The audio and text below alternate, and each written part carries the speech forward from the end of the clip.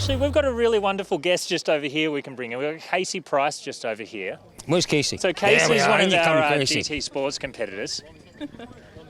So Casey, I mean, tell us about what you're in. You're in a Mini, is that correct? Yep, MINI GP2.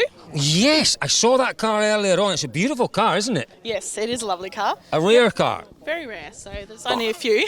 Sorry, Ben. Microphones. Sorry, no, It's just I a bit, get carried away. I just saw it and thought there's only... We saw it yesterday parked up in Launceston, and the guy I was with is a motoring journalist. And he went, my goodness, that's a really rare car. How many of them are there? There's only 30 in Australia, and then there's 2,000 globally, but quite a few have been crashed now. So this is the 2013 model, and it's actually, we would have seen Corey last year, who did crash unfortunately in a challenge. This is the road legal version of that with all the good modifications, but just with a couple of normal seats and seat belts. So now it's a race car. I've got two GP2s and then a GP3, which is the 2021 model. It's the fastest front-wheel drive production car at the moment. And I've been touring Launceston doing a bit of recce in that, which has been mightfully fun. And the GP1, which is what I first competed in. So you've done Targa a few years now. I mean, how are you finding, how are you progressing through? Always progressing, always learning about the car and learning my strengths. I only started racing in 2018. The first event I did, I won outright, and I've gone back to win that 2 times in a row now. Wow. I did win my class for last year in Targa Tas. I remember. Which was really fun, and that was, put me in the right spot. But since then, the brand itself of Mini Girl Racer has grown exponentially. I'm now a Motorsport Australia Ambassador for FA Girls on Track. Actually, we were talking about that earlier, and we couldn't quite articulate precisely what it is, but I'd love to hear. I'd love to hear more, because there's something very special about, women in motorsport is a massive worldwide initiative, because it's needed. It's needed in certain parts of the world, but in Australia and New Zealand, you're well ahead of everyone else.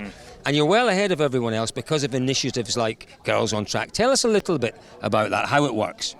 Well, the Girls on Track program, I think what's most important about it is firstly that it's aimed at girls 8 to 18. So what we do is you've got people like Molly Taylor and Dean Armstrong, Jess Dane. We all go around different schools and provide this program. So basically it gives girls the opportunity to participate. They get to see everything from being a race car driver, reaction tests, all the way through STEM and engineering. So that's quite the interesting part about it, that they get the opportunity to see what all the motorsport facets are, not just as a driver, because there's so many different versions, of course, team managers and so forth. So that's, I suppose, the most important part. But that's where it has to start, doesn't it? It has to start in the classroom, because, girls at that sort of age, 8 years old, they mustn't feel excluded from a career, from following motorsport. And you guys are doing it exactly right. Once you get to 18, 20 years old, you could argue maybe it's a little bit late at that point. So starting at that kind of age is definitely the way forward. Absolutely, and it's something I didn't have anyone to see. I didn't have someone to aspire to be. So they're only ever male models that I've seen. And for me, I did my first event that I did, I unfortunately felt very excluded as a woman.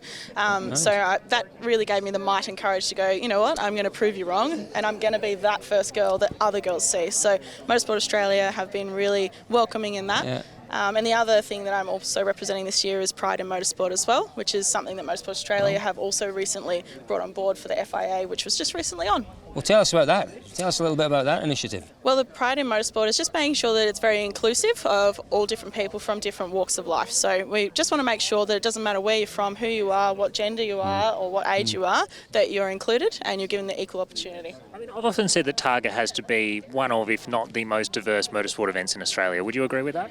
Absolutely. It's something that is not only diverse in culture, but diverse in car selection. And that's what makes this such an interesting rally. Yeah, listen, we could talk to you all day. It really is. It's fascinating what you're telling us about. We're learning, and that's the most important thing. It is a cultural shift.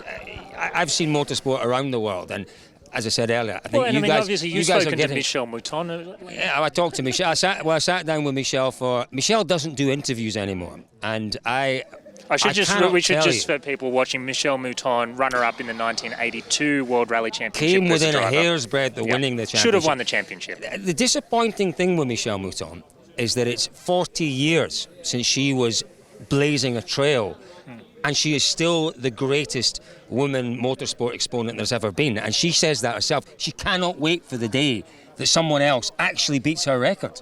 Yeah. look, I hope that there's someone out there that does do that, and I hope that in each facet of motorsport that there is someone who continues to trailblaze for women. It is important to say we talk about drivers and co-drivers a lot, but it's also the crew, the engineers, the people behind the camera. About the kids, yeah, absolutely. It's a massive sport, and there's so many different roles.